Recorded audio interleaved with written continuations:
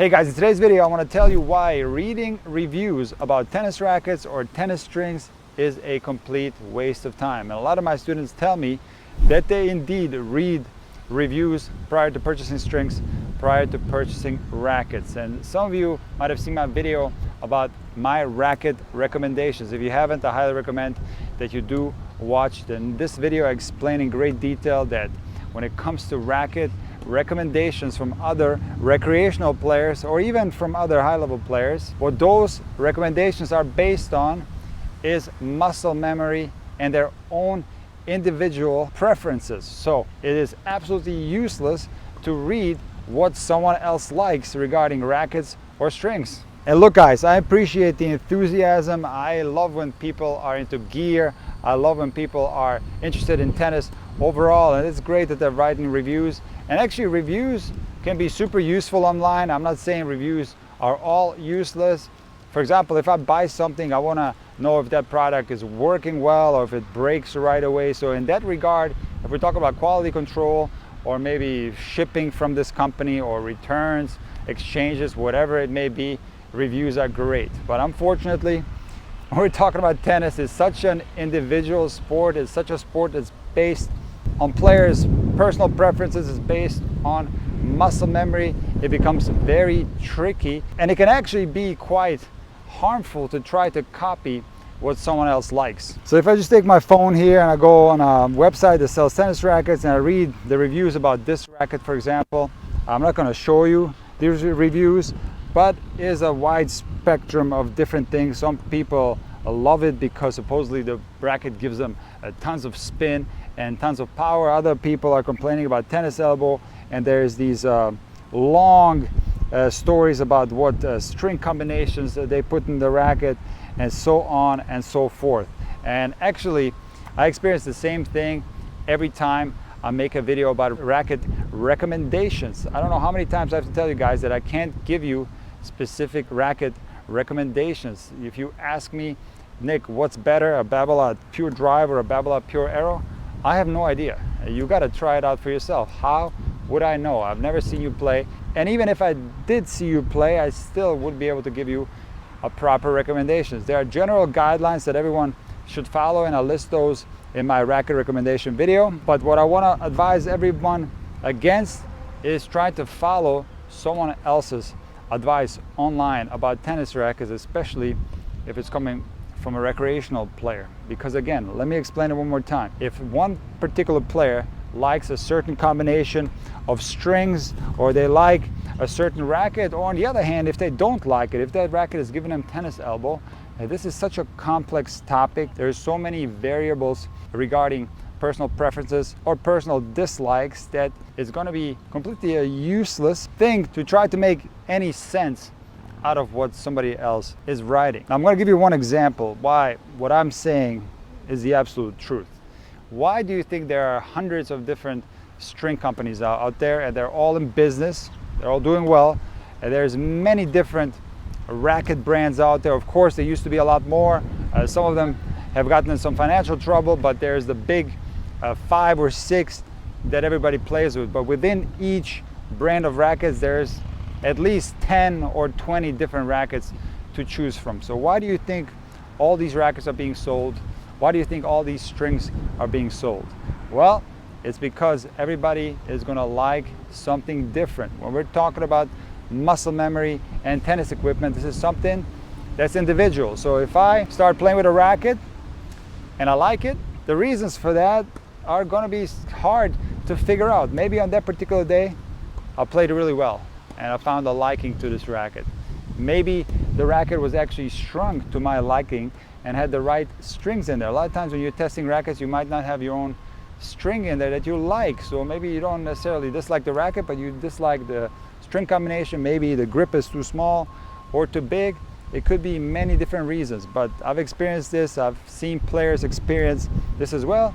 They have a bunch of demo rackets and they have one that they like for whatever the reason may be. Now, I have my own ideas about what I think a player could play well with, but often I'm wrong, and people that gave me advice on which rackets I should play with, they were also wrong. Everybody wanted me to always play with the Head Prestige, but I hate the Head Prestige. Not that it's a bad racket, it's a great racket. I listed it in the top 5 rackets of all time in a recent video that I posted. But again, my personal preferences, whatever the reason may be, I didn't like it, and it took me a long time to find the racket that I like after I switched from playing many years with a Wilson Hyper Hammer, and it turned out to be this racket. So what I recommend that you do, instead of reading reviews, I want you to do it the old school way. Go in a pro shop and grab 4 sticks off the demo wall, and now you're going to try these rackets out, and you're going to find one that you like better than the other. You might not like any of them, then you got to go back and try 4 more. Now the good thing is that all the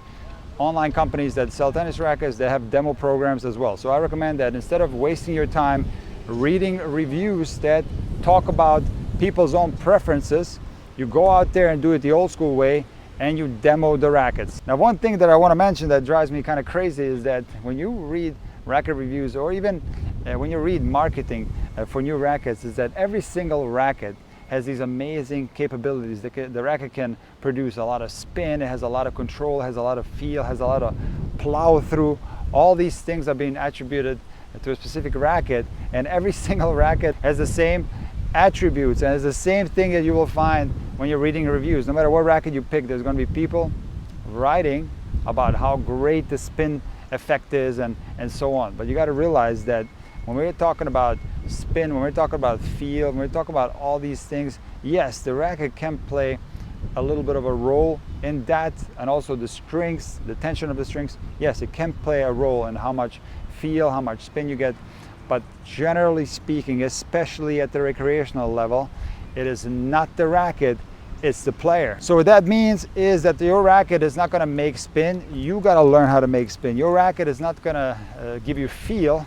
No, you got to develop feel with a lot of work. Your racket is not going to give you the ability to smack balls for winners really hard. No, you got to get to a point where you can do that. No racket will do any of these things that are advertised. It's up to you to develop these things, and it actually does not matter that much which racket you do it with. And in my racket recommendation video, I demonstrated, I had 2 different rackets, and there was absolutely no difference in me hitting balls with one racket versus the other. And in fact, I can choose any racket out there that's a modern racket. Of course, if I play with a wooden racket, there's going to be a difference, no doubt about that. But any modern racket, if somebody sees me play with 2 different rackets, they will not be able to detect the difference of me playing with these different rackets. So a lot of this stuff with rackets goes on in our mind. We have a tendency to exaggerate these small little differences in the rackets, and we can drive ourselves nuts. Now listen, I made a bunch of racket videos, and I keep telling you the same thing, that I really can't give you any recommendations, but I'm sure that in the comment section I'm going to get one question after the other. Hey Nick, what do you think is a better racket for me? And by the way, I get this stuff in my private email, I get this stuff in my DMs, I get this stuff all the time, and I'm here to say it again. I'm sorry, but I cannot give you any recommendations. I'm going to say it one more time. You got to pick a racket that's within the general guidelines. So if you're a beginner, you got to play with a lighter racket, probably somewhere between 250 and 270 and grams. If you're an intermediate player, you can go between 270 and 290, and if you're an advanced recreational player, you can go 290 and above. You can even go in the 300s. These are the general guidelines, but within that, it's a lot of it is personal preference. A lot of it is genetics. Actually, the racket has to match your body type, and how in the world would I know that, especially if I haven't seen you play? So I'm going to ask you politely not to ask me for racket recommendations, because I'm not going to be able to help you. I wouldn't even be able to help you if you were on the court with me. I would tell you exactly what I told you in today's video. You got to get a bunch of demos. You got to play with them. Now, my recommendation is that when you grab a demo, you string it with your string. One of the biggest mistakes when testing demos is you play with the demo that has its own string, and there's usually a really cheap string. You got to make sure it's the correct grip size. Okay, all this stuff is super important. So you got a bunch of demos, you string them up yourself. Yes, you're going to spend a little bit of money, but it's going to be worth it, because this might be a racket you're going to play with for many years. And then you just test it out, and I'm telling you, I've seen it many times, you're going to find one racket that feels better than the others. And then what you got to do is just stick with that one racket. Stop messing around. Do it like the pros do. They don't switch rackets every other year. They tend to play with the same racket for many, many years. Now listen, one more thing I want to mention about rackets is the amount of slander online that Babolat receives is crazy. I even see it on my videos. People are making Babolat out to be these rackets who are going to destroy your arm, and it's absolutely ridiculous. I don't find any truth in that. Why do you think so many juniors play with Babolat? It's probably the most used racket at the junior level, especially at the younger juniors, 10 to 14. A lot of them play with Babolat rackets. A lot of older players play with Babolat rackets as well. A lot of WTA players play with Babolat rackets. Now think about the logic there. Do you think if this was a racket that destroys arms, obviously young junior players don't have strong physique, so how come they play with Babolat rackets and they're perfectly fine, and supposedly these Babolat rackets are gonna destroy your arm? So this is something that I did see in the reviews, people absolutely bashing Babolat, and I don't think it's fair, and I don't think it's true. Now listen, I have no stake in the game here. I'm not sponsored by Babolat. For some reason they don't want to give me a contract. I don't know, they might not like my teaching methodology. I've reached out to them many times. And I do receive offers to be sponsored by many other racket companies, like the major ones that you know. I could get a deal, and it's always nice to get a racket deal, but I am so committed to Babolat. But despite the fact that they don't seem to care about Nick from Intuitive Tennis, I'm going to continue to praise Babolat rackets, and I'm going to defend them every step of the way. And let's get back to the reviews. After all, this video is about online reviews about tennis rackets and strings. And when we're talking about tennis elbow, any racket can give you tennis elbow. And even my own comment section, the Babolat gets slammed so hard. So yes, of course you can get tennis elbow from a Babolat racket, but whether that's actually from the racket or depends on what racket you played with before, it is so complex to figure out what caused your tennis elbow. It might not necessarily be the racket. And again, when we're talking about muscle memory, maybe if you're switching from a racket that's super flexible, you go to a racket that's a little bit stiffer like a Babolat, maybe that's not the greatest thing for the arm. I don't know your history, I don't know your muscle memory, but I just want to put this out there that Babolat gets a lot of hate. They get a lot of trolls claiming that their rackets are so bad for the arm, which is simply not true. Like I told you, these players who are weaker, they wouldn't be able to play with these rackets pain-free, and they do. Just take a look at a junior tournament and take a look at the amount of young players that are playing with Babolat. And I wasn't going to put this in the video, but there it is. I'll put it in anyway. Another free plug for Babolat. But I just wanted to set the record straight, because a lot of people, they like Babolat, but they're scared to play with it because they're reading the reviews, they're reading the comment sections, and they're scared to play with this racket because supposedly it's so bad on the arm, and it's simply not true. Remember, when it comes to reviews, this is a waste of time, guys. Unless you're reading reviews about product quality control, or you're reading reviews about shipping and all the other things that matter when it comes to online shopping.